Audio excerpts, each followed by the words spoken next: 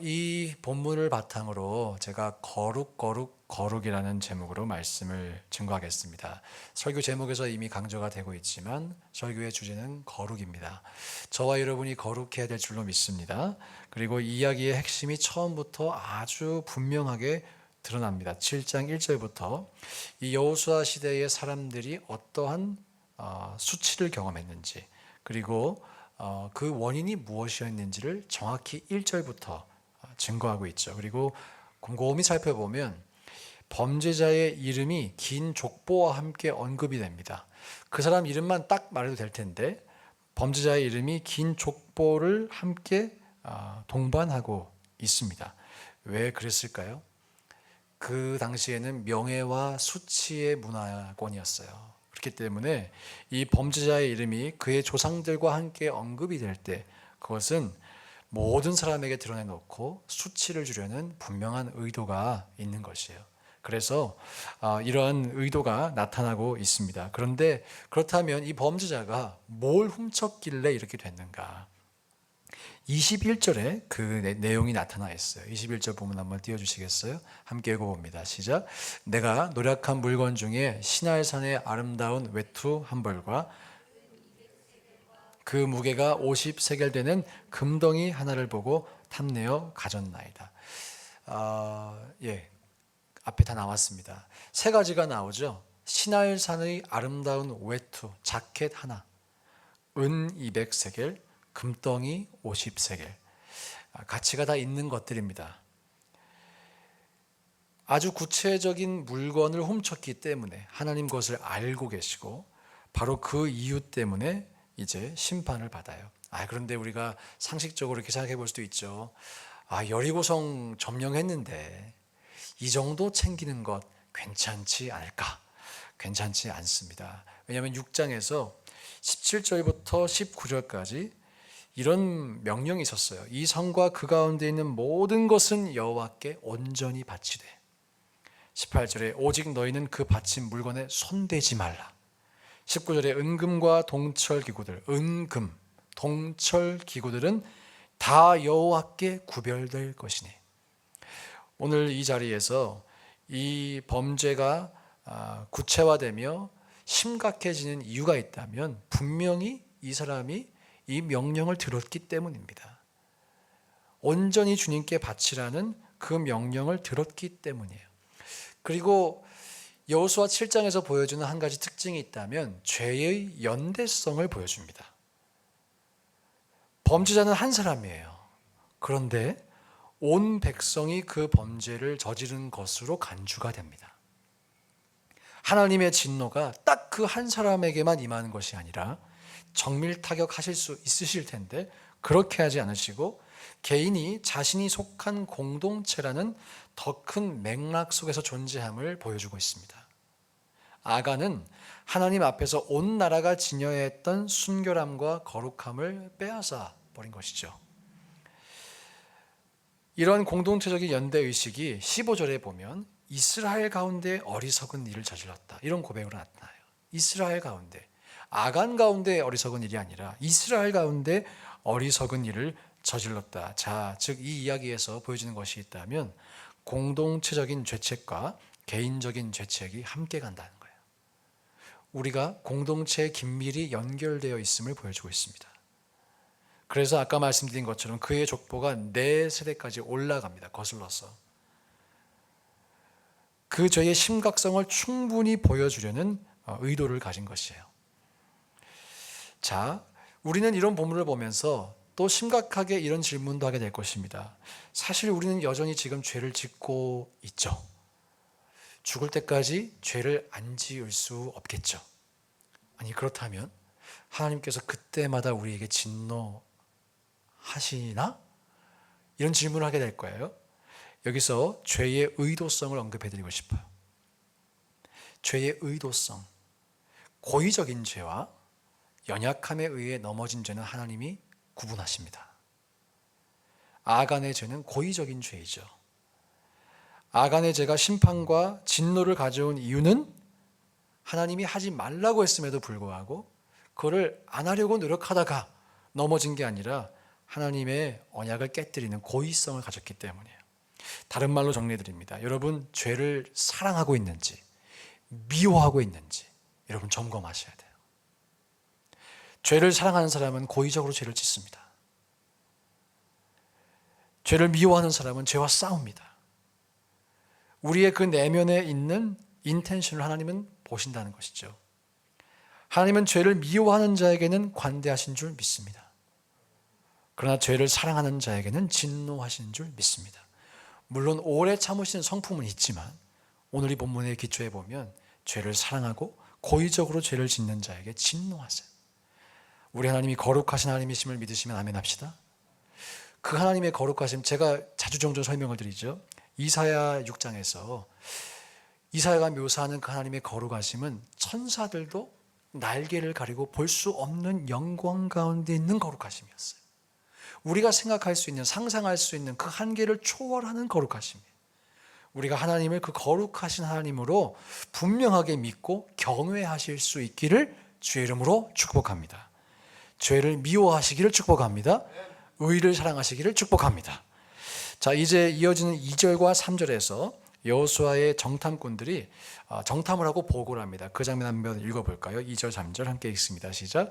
여호수아가 여리고에서 사람을 베델 동쪽 벳아웬 곁에 있는 아이로 보내며 그들에게 말하여 이르되 올라가서 그 땅을 정탐하라 하며 그 사람들이 올라가서 아이를 정탐하고 여호수아에게로 돌아와 그에게 이르되 백성을 다 올라가게 하지 말고 2-3천 명만 올라가서 아이를 치게 하소서. 그들은 소수이니 모든 백성을 그리로 보내어 수고롭게 하지 마소서 하므로. 자, 정탐꾼이 뭐라고 하나요? 아이는 소수래요. 그들은 소수이다 라고 합니다. 그러니까 2,000명, 적게는 2,000명 혹은 많게는 3,000명, 맥시멈이 3,000명만 올라가서 아이를 치게 하소서라고 보고합니다. 아이성 사진 한번 보여주시겠어요? 고고학적인 사료의 기초에서, 요즘 AI 시대잖아요. 고고학적인 사료의 기초에서 정밀하게 구성해낸 아이성의 모습이 저렇게 보입니다. 아이성이 작아서 아이성이다 이렇게 설명하시는 분도 계시는데, 이어지는 여호수아 8장 25절에 보면 그날에 엎드러진 아이 사람들은 남녀가 모두 12,000명이라고 돼 있어요. 12,000명. 그러니까 12,000명을 지금 몇천 명으로 쳐서 죽이겠다는 거예요? 3,000명이면 충분하다라고 보고를 하고 있는 것이죠. 잘못된 정탐이고 잘못된 보고입니다. 한 주석가는 이들의 이 정탐을 교만이라고 해석해요. 근데 조금 더 정확하게 우리가 이해하자면 하나님의 진노 아래에 있는 이스라엘 백성들이 오판을 할 수밖에 없었다라고 보는 것이 더 정확한 관점이겠습니다. 하나님과의 관계가 틀어지면 뭘 해도 안 된다는 거예요. 보고도 이상하게 해석을 한다는 거예요. 하나님과의 관계가 풀어지시길 축복합니다. 언제나 좋으시길 축복합니다. 그 관계가 틀어진 상태에서 이런 결과가 나옵니다. 4절과 5절 말씀 함께 읽어봅니다. 시작. 백성 중 3,000명쯤 그리로 올라갔다가 아이 사람 앞에서 도망하니 아이 사람이 그들을 36명쯤 쳐 죽이고 성문 앞에서부터 스바림까지 쫓아가 내려가는 비탈에서 쳤으므로 백성의 마음이 녹아 물같이 된지라. 정탐꾼들의 조언은 앞서 말씀드린 것처럼 이스라엘의 패배를 위한 잘못된 정탐이었어요. 그런데 우리가 다 알고 있는 것처럼 이미 1절에서 하나님이 밝혀주시죠. 그 배후에는, 그 백그라운드에는 하나님의 불쾌하심이 있습니다. 불쾌하심. 정탐꾼들의 경솔함도 있지만 하나님의 불쾌하심 속에 이 사건이 진행되고 있습니다. 물론 여호수아 자신도 하나님의 뜻을 더 분명하게 물었어야 했을 수도 있습니다. 본문은 그것을 말하고 있지는 않아요. 그런데 이 본문이 우리에게 말씀하는 주된 목적은, 주된 메시지는 하나님의 불쾌하심이라는 이 배경이 설정이 되면 뭘 해도 안 된다는 거예요. 뭘 해도 안 돼요. 하나님을 불쾌하게 하면 아무리 인간적인 전략과 계획이 있어도 백전백패합니다. 그러므로 우리가 하나님과 올바른 관계를 가져야 하는 이유가 여기에 있는 것이죠. 영적으로 회복되어야 모든 것이 회복되는 것입니다. 우리가 영적으로 회복되기를 축복합니다. 인간적으로 부족한 계획을 갖고 있을지라도 영적으로 회복된다면 하나님이 그 계획을 좋게 해 주셔서라도, 알려 주셔서라도 그 사람에게 복을 허락하실 줄로 믿습니다. 그러므로 우리 모두가 가장 인생을 살아가며 중요하게 여겨야 할 것이 있다면 하나님과의 올바른 관계, 거룩을 추구하는 거예요. 여호수아가 이 본문에서 정탐꾼들이 제안했던 맥시멈 숫자를 보냈죠. 3,000명. 그런데 패배했어요. 그리고 3,000명 중에 몇 명이 죽었대요? 36명이 죽었다라고 합니다. 죽은 사람의 숫자가 사실 비교적 적었어라고 해석할지도 몰라요. 그런데 여호수아와 장로들이 이 패배를 마주하고 보여주는 절망은 지나치게 절망적입니다. 너무나 극심한 절망을 보여주고 있어요. 이때쯤 알았던 것 같아요. 왜 우리가 졌을까? 그냥 전략이 안 좋아서? 아니에요. 이 사람들이 알았던 것 같아요. 우리가 진 이유는 하나님께서 우리와 함께 해주지 않으셨기 때문이야. 거기서 절망합니다. 이렇게 절망하는 것도 복인 것 같아요. 영적인 센스가 있는 거죠. 이들이 지금 절망하고 있는 모습이 흥미롭게도 여호수아 2장에서 5장에서 가나안 사람들이 이스라엘 백성들을 보면서 간담이 선을 했더라, 이런 표현들이 있어요. 그때 가나안 사람들이 낙담했던 상태를 묘사할 때 쓰인 그 표현 그대로 이들이 마음이 녹아내려요. 뭐가 지금 어떤 일이 일어난 거죠? 상황이 역전된 거예요. 역전됐어요. 역전. 전반전에 이기고 있다가 후반전에 역전됐어요. 무엇이 이 상황을 역전시킵니까? 하나님과의 관계입니다. 하나님과의 관계. 그리고 감사하게도 여호수아가 패배의 원인이 뭔지 알고 하나님께 기도하기 시작해요. 6절 말씀 함께 읽어봅니다. 시작. 여호수아가 옷을 찢고 이스라엘 장로들과 함께 여호와의 궤 앞에서 땅에 엎드려 머리에 티끌을 뒤집어 쓰고 저물도록 있다가. 자, 머리에 티끌을 뒤집어 쓰고 옷을 찢는 표현은 전통적인 슬픔을 상징하는 표현이죠. 이 슬픔의 표현을 통해서 자신의 그 절망을 드러내고 있어요. 절망을. 그런데 그 절망을 어디서 드러내요? 여호와의 궤 앞에서. 하나님의 임재를 상징하는 그 궤 앞에서 슬픔을 드러내고 절망을 드러내고 있어요. 여호수아가 주소지를 잘 찾았습니다. 우리가 왜 졌지? 전략이 안 좋았나 봐. 3,000명 보내지 말고 5,000명 보낼 걸. 나중에 5,000명 보내요. 5,000명 보낼 걸, 10,000명 보낼 걸 하지 않고 어디로 옵니까? 하나님의 궤 앞으로 옵니다. 십자가 앞으로 옵니다. 주님의 보좌 앞으로 옵니다. 여러분, 우리에게 이런 지혜가 있기를 축복합니다. 우리가 자주 정도 넘어질 수 있어요. 실수할 수 있어요. 그래서 우리의 인생이 꼬여가는 것처럼 느껴질 수 있어요. 그 꼬임을 어디서 풀어야 할까요? 예수님의 보좌 앞에서, 하나님의 보좌 앞에서. 그런 점에서 오늘 잘 나오신 줄 믿습니다.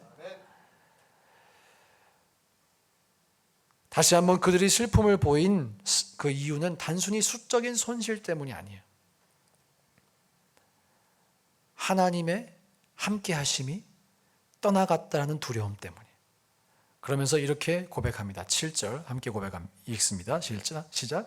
이르되 슬프도소이다 주 여호와여, 어찌하여 이 백성을 인도하여 요단을 건너게 하시고 우리를 아모리 사람의 손에 넘겨 멸망시키려 하셨나이까. 우리가 요단 저쪽을 만족하게 여겨 거주하였다면 좋을 뻔하였나이다. 얼마나 절망적이었으면. 많이 듣던 내용이죠. 이 광야 생활하던 이스라엘 백성들이 하던 거의 그런 표현이에요. 요단 저쪽, 요단강 건너기 전에 그냥 거기서 만족하고 살 걸 괜히 요단강 건너왔어요. 실제로 그런 마음은 아니었겠죠. 그만큼 절망적인 상황을 표현하고 있어요. 그만큼. 36명 죽었는데 왜 굳이 이렇게 표현하나? 그게 아니라고 말씀드렸습니다. 하나님 우리와 함께 해주셔야죠. 그 고백이에요. 또 이어지는 기도 8절과 9절 말씀 함께 읽어봅니다. 시작. 주여, 이스라엘이 그의 원수들 앞에서 돌아섰으니 내가 무슨 말을 하오리이까? 가나안 사람과 이 땅의 모든 사람들이 듣고 우리를 둘러싸고 우리 이름을 세상에서 끊으리니 주의 크신 이름을 위하여 어떻게 하시려 하나이까 하니 여호수아의 매우 지혜로운 기도가 나타납니다. 최근에 들었던 설교를 여러분 한번 기억해 보시면 이 구절 말씀에서 어떤 단어가 볼드체로 보이십니까? 할렐루야. 네. 감사합니다. 정답. 주의 크신 이름. 누구의 기도와 유사해요? 모세의 기도와 유사하죠. 모세의 기도. 이스라엘 백성이 범죄했을 때 10계명 가지고 내려오는 그 순간에 우상 숭배했을 때 하나님께서 함께 가지 않는다라고 하시잖아요. 그때 모세가 어떻게 설득해요? 하나님의 이름, 하나님의 명예를 위해서 우리와 함께 가달라고 설득합니다. 여호수아가 그 기도를 똑같이 하고 있어요. 하나님께서는 자기의 이름을 위해서 우리를 의의 길로 인도하시기 원하십니다. 할렐루야. 여러분도 기도하실 때 이렇게 기도하세요. 하나님, 주님의 명예가 내 인생과 연결되어 있지 않습니까? 주님의 크신 이름을 위하여 나를 인도해 주세요. 회복시켜 주세요. 제가 해결해야 할, 주님 앞에 드려야 할 기도가 있다면, 혹은 헌신이 있다면, 교정해야 할 이슈가 있다면 제게 알려주세요. 그렇게 기도하시면 하나님 응답하실 줄 믿습니다. 기도의 지혜를 배워야 하는 것 같아요. 하나님께서 이스라엘을 택하신 것은 전적으로 하나님의 자발적인 은혜의 행동에 기초한 것이죠. 그런데 하나님의 이 선택은 언약이라고 하는 이 제도 속에서, 관계 속에서 상호 의무와 상호 헌신을 포함합니다. 포함해요. 그렇기 때문에 우리가 그렇게 하나님을 잘 섬겨야 하는 이유도 여기에 있는 것이죠. 근데 또 그렇기 때문에 여호수아는 이렇게 간구할 권리가 있었습니다. 주님, 은혜를 베풀어 주셔야죠. 주님, 우리를 회복시켜 주셔야죠. 우리도 잘 할게요. 주님, 그렇게 해주세요. 라고 고백할 수 있는 그 권리를 이해하고 있었어요. 이어지는 10절부터 12절까지 또 함께 읽어봅니다. 시작. 여호와께서 여호수아에게 이르시되 일어나라. 어찌하여 이렇게 엎드렸네. 여기까지 잠시만요. 10절에 보면 하나님이 응답해 주세요? 안 응답해 주세요? 이 기도에 응답해 주세요. 응답해 주세요. 하나님은 좋으신 분이십니다. 그리고 뭐라고 말씀하세요? 더 이상 얼굴을 땅에 대지 말고 일어나라고 말씀하세요. 그리고 이어진 11절과 12절 함께 읽습니다. 시작. 이스라엘이 범죄하여 내가 그들에게 명령한 나의 언약을 어겼으며 또한 그들이 온전히 바친 물건을 가져가고 도둑질하며 속이고 그것을 그들의 물건들 가운데에 두었느니라. 여기 보시면요. 11절에 분명히 죄는 아간 혼자 졌는데 하나님께서 이스라엘이라고 말씀하세요. 그들이라고 말씀하세요. 그죠? 복수를 사용하세요. 여호수아의 기도에 응답하셔서 하나님께서 해결할 수 있는 방법을 제시해 주십니다. 말씀해 주십니다. 12절 말씀 함께 읽어봅니다. 시작. 그러므로 이스라엘 자손들이 그들의 원수 앞에 능히 맞서지 못하고 그 앞에서 돌아섰나니 이는 그들도 온전히 바친 것이 됨이라. 그 온전히 바친 물건을 너희 중에서 멸하지 아니하면 내가 다시는 너희와 함께 있지 아니하리라. 하나님의 대답은 단호하고 짧습니다. 핵심을 분명하게 말씀해 주십니다. 온전히 바친 물건을 너희 중에서 멸하라고 말씀하세요. 멸하라. 그리고 사실 여기서 온전히 바친 이 표현이 ESV 성경을 보면 진멸당하게 되다 이렇게도 번역이 됩니다. 온전히 바친 물건은 진멸당할 물건 이렇게도 이해가 돼요. 그래서 저기 12절에 보면 그들도 온전히 바친 것이 됨이라 이렇게 표현이 되어 있죠. 저것을 조금 더 원문에 가깝게 해석하면 그들도 진멸됨이라 이렇게 번역하는 것이 옳습니다. 그러니까 졌다는 거예요. 36명 죽었다는 거예요. 하나님께만 속한 그 하나님의 소유가 되었어야 하는 그것이 개인의 욕심 때문에 취해집니다. 도둑질한 것이죠. 그리고 그 모든 고발 속에는 공동체적인 죄책이라는 이 원리가 계속해서 흐르고 있습니다. 이스라엘과 공동체 계속해서 연결이 되고 있어요. 여러분, 이렇기 때문이라도 우리가 죄의 심각성을 깨달아야 합니다. 나 혼자 죄 짓는 게 아니에요. 그 죄의 책임을 나 혼자 지면 됐지. 우리가 사실 개인주의화된 사회상에 살기 때문에 내가 잘못하면 나만 벌 받는 그런 세상에 살고 있죠. 책임을 철저히 분리하고 또 회피할 수 있는 그런 사회에 살고 있습니다. 그런데 성경이 증거하는 것은 죄의 연대성이 있다는 거예요. 그러므로 우리가 개인적인 측면에서 죄를 미워하시기를 축복합니다. 다시 한번, 죄를 사랑해서는 절대로 안 돼요. 나의 죄가 나의 가정을 망칠 수 있고 나의 교회에 악영향을 줄 수 있고 공동체를 흔들 수 있어요. 반드시 기억하셔야 합니다. 또 우리가 공동체적인 측면에서 죄를 결코 쉽게 다루어서는 안 됩니다. 아유, 다 죄인인데, 다 똑같은 죄인인데 우리가 서로를 정죄할 수 없죠. 다 맞는 말이 아니에요. 우리가 오해하는 하나님의 사랑이 있어요. 하나님께서 모든 것을 용납해 주신다. 모든 것을 덮어 주신다. 교회는 그런 병원 아니냐고. 죄인이 와서 모든 것을 용납받아야 하는 곳이 아니냐고.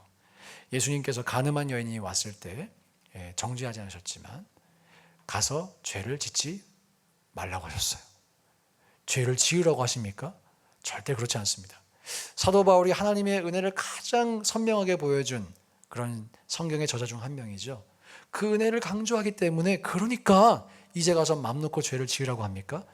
딱 한 번이라도 성경에서 그렇게 말한다면 우리가 그렇게 죄를 용납할 수 있겠죠. 용인할 수 있겠죠. 성경은 한 번도 그렇게 말하지 않습니다. 기억해야 합니다. 죄인을 용납하지만 죄는 철저히 배격해야 돼요. 죄를 미워해야 돼요. 예수님도 죄인에게 회개하라고 촉구하셨어요. 누군가가 형제가 죄를 범하면 가서 회개하라고 촉구하라고 명령하셨어요. 회개하지 않으면 어떻게 하라고 하셨어요? 출교하라고 하셨어요. 사도행전 5장에 아나니아와 삽비라 사건이 있습니다. 아간의 범죄와 유사한 사건이에요. 하나님께서 그들을 공동체 가운데 심판하셨습니다. 죄의 위선을 강력하게 질타하셨어요. 땅값 판 것 중에 얼마나 헌금을 했죠. 근데 얼마는 감췄어요. 이 정도면 훌륭한 거 아닌가? 이 정도면 된 거 아닌가? 그런데 왜 하나님이 심판하시지? 주님이 돈의 액수로 심판하셨겠습니까? 그렇지 않습니다. 그 마음의 중심이에요. 위선을 싫어하셨어요. 죄성을 싫어하셨어요. 이렇게 하나님께서 강력하게 그 죄를 심판하심으로써 초대교회의 순수성을 보존하는 일이 되었습니다. 오늘 이 아간의 죄를 심판하시고 공동체적으로 그것을 다 함께 고뚜로 하면서 주님이 무엇을 요청하셨을까요? 이 공동체의 순수성을 지키는 것이에요. 여러분, 이것은 계속해서 반복됩니다. 출애굽했을 때부터 지금까지 계속해서 하나님께서 주목해서 보시는 이슈예요. 이 백성들이 정말 거룩한 백성으로 지어져 가고 있는가? 죄를 미워하고 그 죄와 멀어지려고 하는가? 아니면 적당히 죄를 지으며 어차피 다 죄인 아닌가? 라고 말하며 죄에 무감각해져 가는가? 하나님은 절대로 우리가 죄에 무감각해지기를 원치 않으십니다. 여러분, 오늘 우리의 영혼이 깨어나기를 축복합니다. 진심으로 축복합니다. 이어진 13절 함께 읽어봅니다. 시작. 너는 일어나서 백성을 거룩하게 하여 이르기를 너희는 내일을 위하여 스스로 거룩하게 하라. 이스라엘의 하나님 여호와의 말씀에 이스라엘아 너희 가운데에 온전히 바친 물건이 있나니 너희가 그 온전히 바친 물건을 너희 가운데에서 제하기까지는 내 원수를 앞에 능히 맞서지 못하리라. 주목하고 싶은 표현은 내일을 위하여예요. 내일을 위하여. 미래를 위해. 장래를 위해. 하나님은 징계 중에도 우리에게 밝은 미래를 주시기를 원하시는 줄 믿으시길 축복합니다. 우리 하나님 그런 분이세요. 그런데 그렇게 되기 위해선 우리가 할 일이 있다고 말씀하세요. 온전히 바친 물건을 제하라. 제하라. 너희 가운데에서 그 일이 일어나기 전까지는 너희들 원수를 앞에 능히 맞서지 못하리라고 말씀하세요. 자, 지금 이스라엘은 전쟁을 하는 것이 사생결단입니다. 땅을 차지해야만 이들의 생존이 보존되고 이들이 출애굽한 그 목적이 이루어지죠. 이 민족적인 운명이 걸려있는 일이에요. 이걸 해서 하면 적당히 좋고 하지 않으면 적당히 싫은 문제가 아니라는 것이죠. 이스라엘은 반드시 원수들과 싸워 승리해야 합니다. 이해되시죠? 죄를 제거하고 회개하는 일은 이 정도의 심각성을 가지고 있는 일이에요. 하면 적당히 좋고 안 하면 적당히 안 좋은 그런 일이 아니라는 거예요. 사생결단해야 할 줄로 믿습니다. 그만큼 하나님은 거룩을 요청하고 계세요. 하나님이 예비하신 우리에게 주고자 하시는 소망의 미래는 어떻게 출발하나요? 어떻게 확보되나요? 거룩입니다. 하나님과의 관계입니다. 이어진 14절 말씀 함께 읽어봅니다. 시작. 너희는 아침에 너희의 지파대로 가까이 나오라. 여호와께 뽑히는 그 지파는 그 족속대로 가까이 나올 것이요 여호와께 뽑히는 족속은 그 가족대로 가까이 나올 것이요 여호와께 뽑히는 그 가족은 그 남자들이 가까이 나올 것이며 15절 읽습니다. 온전히 바친 물건을 가진 자로 뽑힌 자를 불사르되 그와 그의 모든 소유를 그리하라. 이는 여호와의 언약을 어기고 이스라엘 가운데에서 망령된 일을 행하였음이라 하셨다 하라. 저주가 제거되지 않고서는 승리가 있을 수 없습니다. 그리고 하나님께서 자기 백성에게 이 요구를 하십니다. 거룩하신 하나님이시기 때문에. 거룩하신 하나님은 자신의 거룩함을 조금도 상쇄하거나 양보하지 않으십니다. 하나님의 그 양보하지 않으시는 거룩하신 성품 때문에 예수님도 죽으셔야만 했습니다. 여러분, 하나님의 거룩함을 거북하게 여기지 마시길 축복합니다. 우리가 하나님의 거룩함을 온전히 이해하고 죄를 미워하시는 그분의 성품을 이해해야만 해요. 왜냐하면요, 그래야만 우리에게 베풀어진 은혜의 깊은 의미를 또한 알 수 있기 때문이에요. 저와 여러분, 거룩함과 또 그 거룩함에 상응하는 하나님의 은혜의 깊이를 알 수 있기를 축복합니다. 또 이 구절에서 보여주는 방법이 있죠. 제비를 뽑으래요. 제비 뽑아. 하나님께서 범죄자의 정체를 그냥 찍으실 수도 있죠. 아간이야! 라고 하실 수도 있어요. 그런데 죄인을 걸러내는 이 과정을 온 백성이 다 함께 경험하게 합니다. 이것은 백성으로 하여금 우리도 공동체적으로 이 죄에 연루가 되어 있다는 것을 깨닫게 했을 거예요. 동시에 죄를 범한 그 개인에게 스포트라이트가 분명히 비치도록 했을 것입니다. 그리고 이 사람은 어떻게 하래요? 불사를 해요.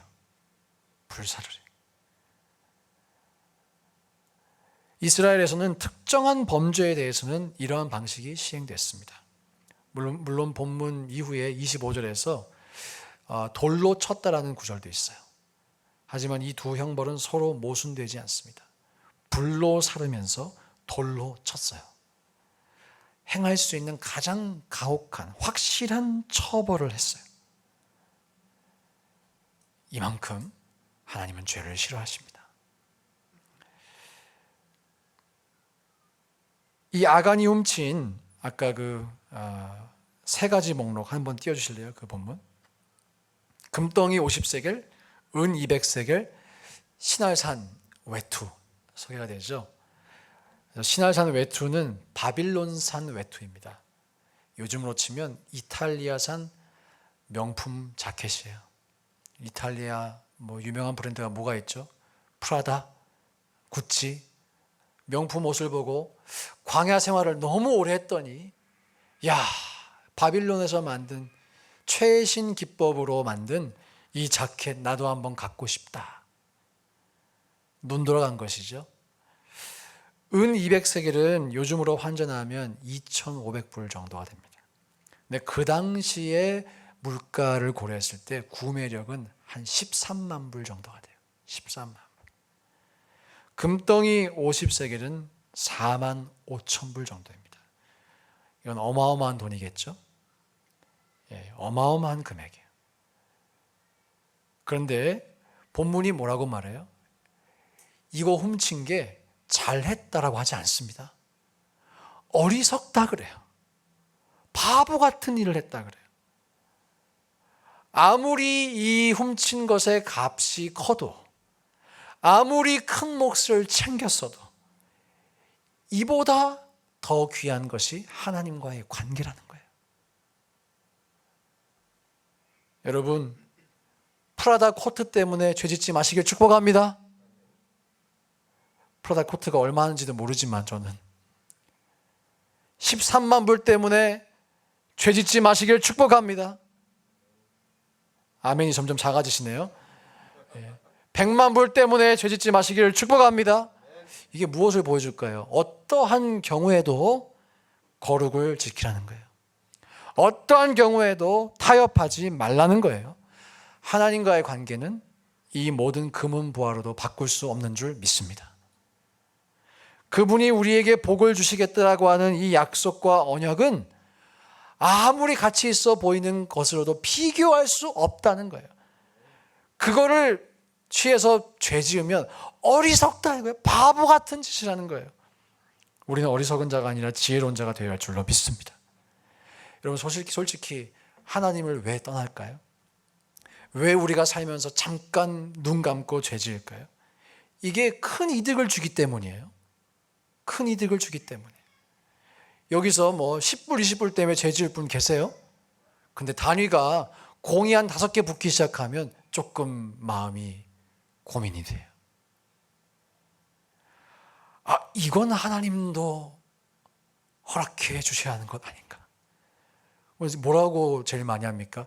기도해보고 결정한다. 뭘 기도해보고 결정해? 답은 정해져 있는데. 어리석은 일이에요. 사랑하는 여러분, 하나님께 여러분의 인생을 통째로 맡기시기를 축복합니다. 계속 아멘이 적어지시는데 통째로 맡기시기를 축복합니다. 그게 행복한 인생이고요. 그 거룩을 우리가 추구하며 살아갈 때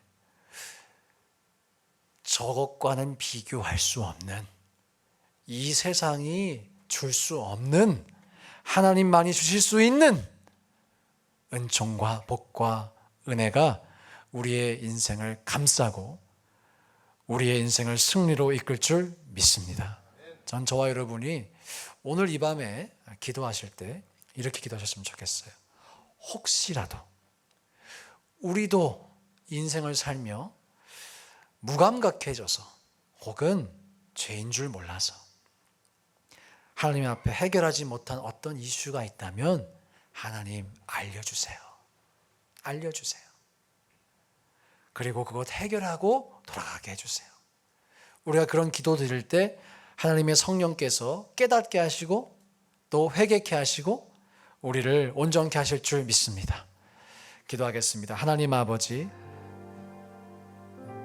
오늘 이 설교는 그러니까 우리가 모든 율법을 다 지켜야 한다는 메시지는 아닙니다.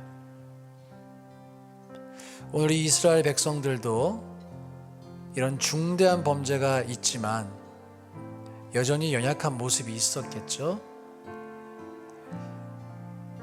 완벽해지라는 요구로 받아들이신다면 이것은 또 하나의 율법주의가 될 거예요. 그런데 여러분, 하나님은 우리에게 율법주의를 요구하지는 않으시지만 우리의 신앙의 여정 가운데 우리가 반드시 해결해야 할 것을 지목하실 때가 있으십니다. 왜 그러실까요? 왜? 궁극적인 목적은 우리에게 복 주시기 위해서요. 회복시켜 주시기 위해서요. 우리가 어린 아이들에게 어려운 미적분 가르칠 수 없죠. 하나님도 우리의 영적인 상태를 아세요. 성장 단계를 아세요. 그래서 모든 걸 갑자기 다 지키라고 말씀하지는 않으세요. 그러나 우리가 그 성장 단계 중에서 받아들일 수 있고 소화할 수 있고 소화해야만 하는 어떠한 부분에 대해서 양보하지 않으실 때가 있어요. 여러분, 오늘 밤 혹 하나님께서 우리 인생 가운데에서 양보하지 않으시는 그 주제가 발견되신다라면 부담스러운 마음이 없을 수는 없겠지만, 그러나 기쁨으로 그 문제를 해결하시기를 축복합니다. 하나님께서 그것을 해결하심으로 말미암아 우리의 인생 가운데 아름다운 축복을 허락해 주실 것이기 때문입니다. 이 믿음 가지고 함께 기도하실 때, 주님, 이 시간 성령으로 우리를 충만케 하소서. 하나님의 성령으로 나를 충만케 해주시고, 그래서 혹 내가 주님 앞에 회개해야 할 것이 있다면 말씀해 주세요. 알려주세요. 알려주시면 회개하기 원합니다. 말씀해 주시면 돌이키기 원합니다. 성숙하기 원합니다. 주여, 우리 모두에게 오늘 밤 이 은혜를 허락하여 주시옵소서. 다 함께 주여 한번 외치시고 통성으로 기도하겠습니다. 주여.